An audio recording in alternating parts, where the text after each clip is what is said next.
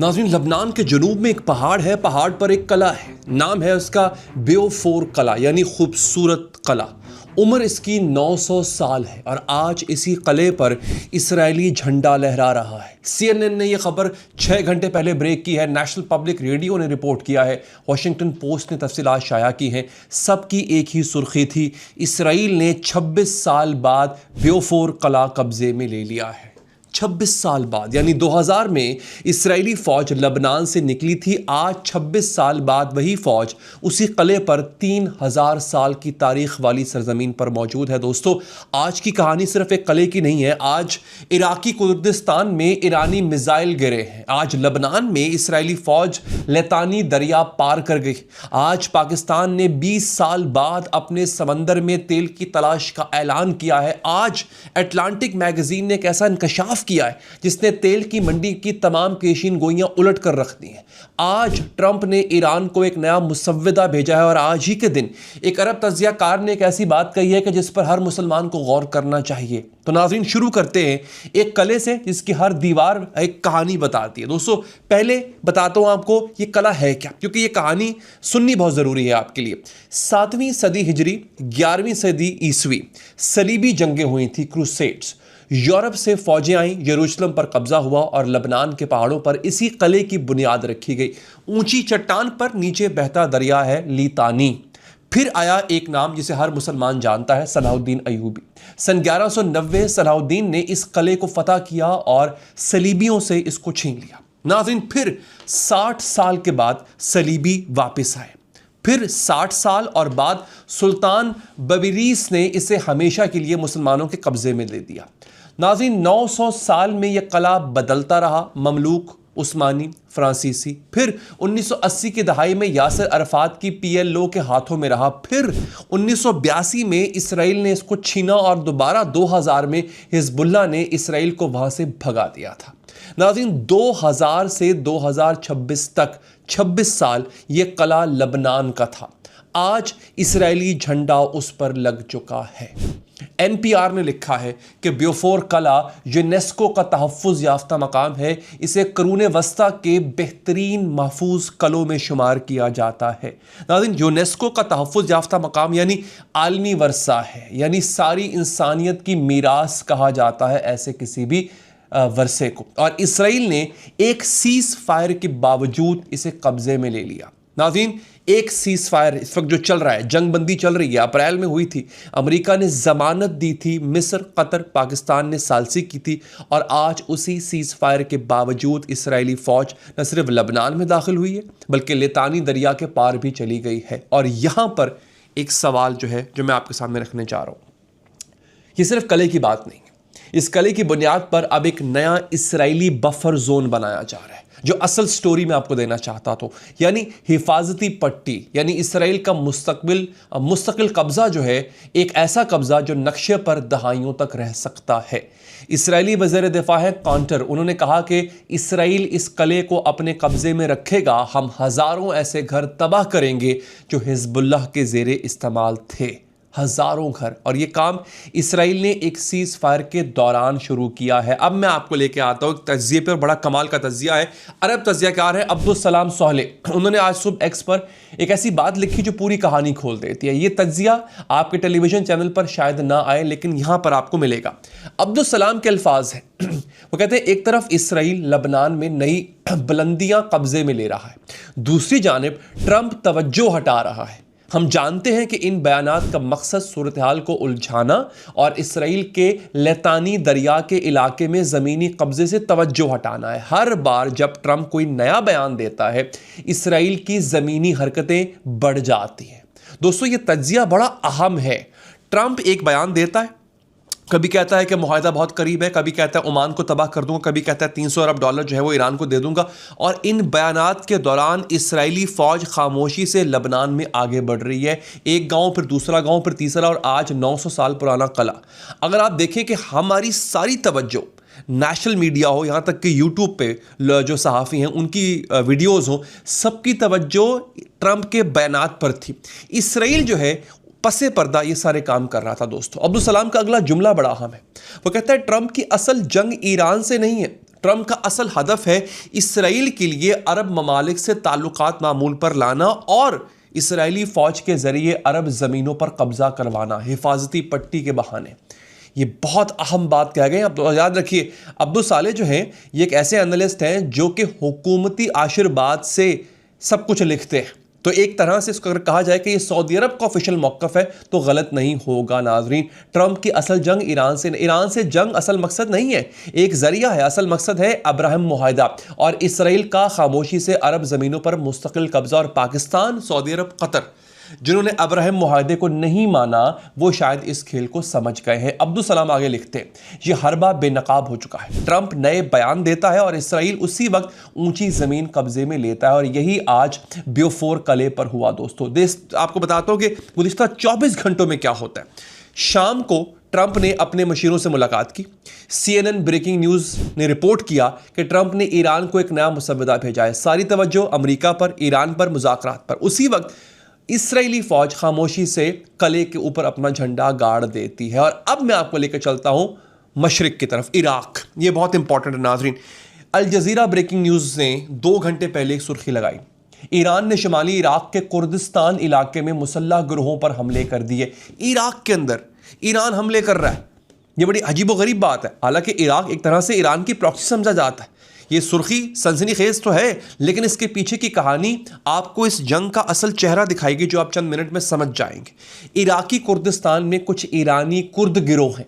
ये वो गिरोह हैं जो ईरानी हुकूमत के ख़िलाफ़ है, ईरान के अंदर बगावत चाहते हैं। कई साल से ये गिरोह इसराइली मुसाद के साथ भी काम कर रहे थे और सबसे अहम बात, यही वो गिरोह थे जिन्हें इसराइली इंटेलिजेंस ने इस्तेमाल करना चाहा था इस जंग के दौरान। आपको याद है कल का तज्जिया बेन कॉस्पिट ने ऑल मॉनिटर में लिखा था, जो मैंने कल के व्लॉग में आपको बताया था। इसराइल ने इन्हीं कुर्द जंगजुओं को ईरान के अंदर दाखिल करने की मंसूबाबंदी की थी। तेहरान में बगावत का मंसूबा था, ट्रंप ने इसको ब्रेक लगा दी और आज उन्हीं जंगजुओं पर ईरान हमले कर रहा है। और इसराइली मंसूबा अभी ख़त्म नहीं हुआ था, ये कुर्द गिरोह आज भी मौजूद हैं, आज भी ईरानी हुकूमत के ख़िलाफ़ काम कर रहे हैं और आज भी अगर मौका मिले तो ये ईरान में दाखिल होंगे और ईरान ये सब जानता है। इसीलिए आज ईरानी पासदारानी इनकलाब ने मिसाइल और ड्रोन चलाए हैं। हदफ क्या था? हदफ सुनिए, कुर्द गिरोहों के कैंप, ईरानी ऑपोजिशन के अड्डे, पीडीके आई का कैंप जो है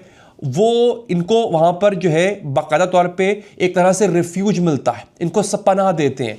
FDD की रिपोर्ट के मुताबिक, जो खुद एक अमेरिकी थिंक टैंक है, ईरान ने फरवरी 28 से अब तक इन कुर्द अपोजिशन गिरोहों के खिलाफ 500 से ज़्यादा हमले किए हैं दोस्तों। और ये अदात मैं आपको अमेरिकी थिंक टैंक के दे रहा हूं। तो ईरान इराक पर हमला नहीं कर रहा, ईरान अपनी सरहद के साथ अपने ही शहरियों के बागी गिरोहों को निशाना बना रहा है जो किसी और मुल्क में छुपे हैं।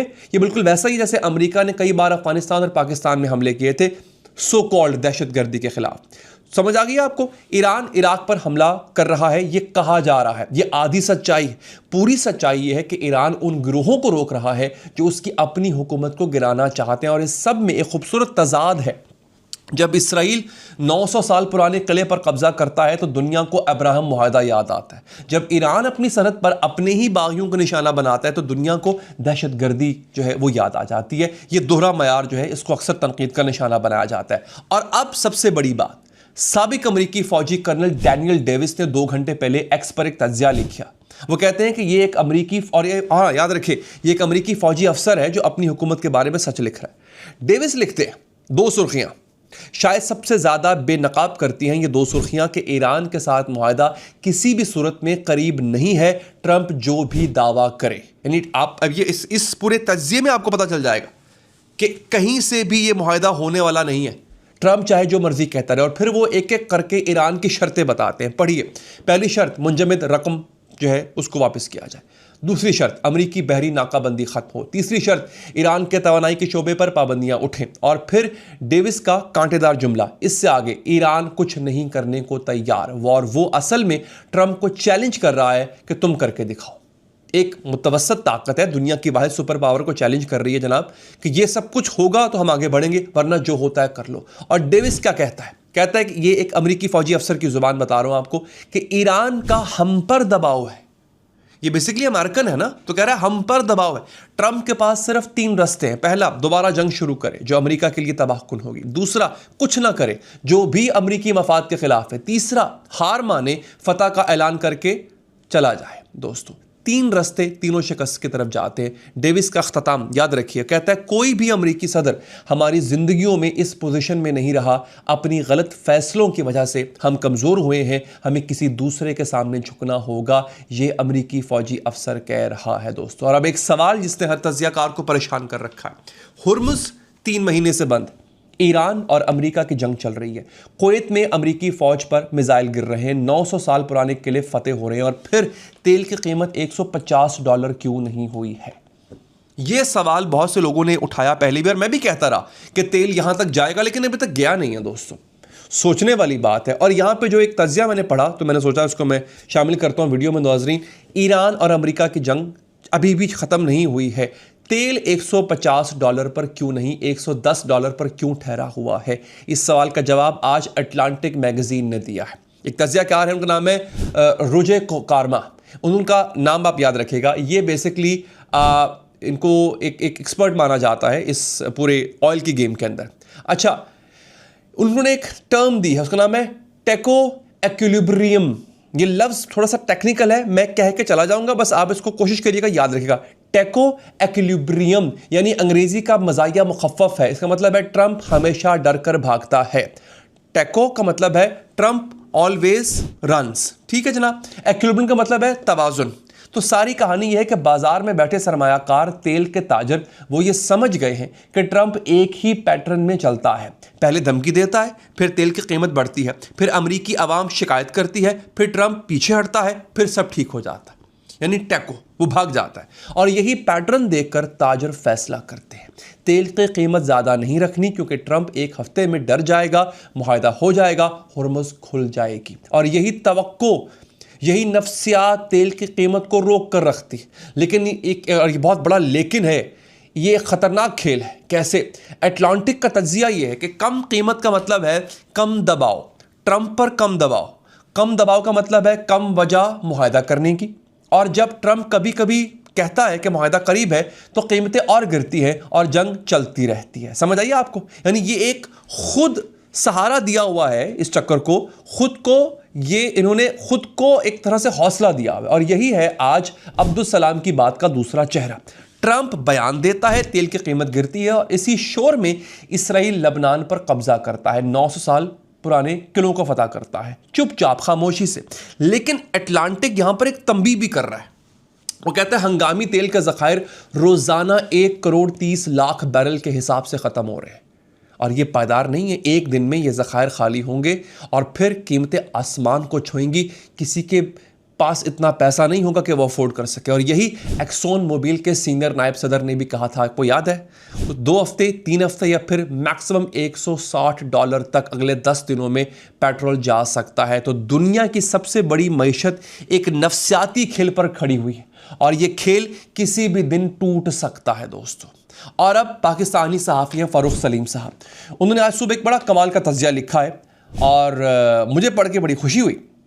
वो कहते हैं, उसकी सुर्खी है कि तहज़ीब बदल रही है।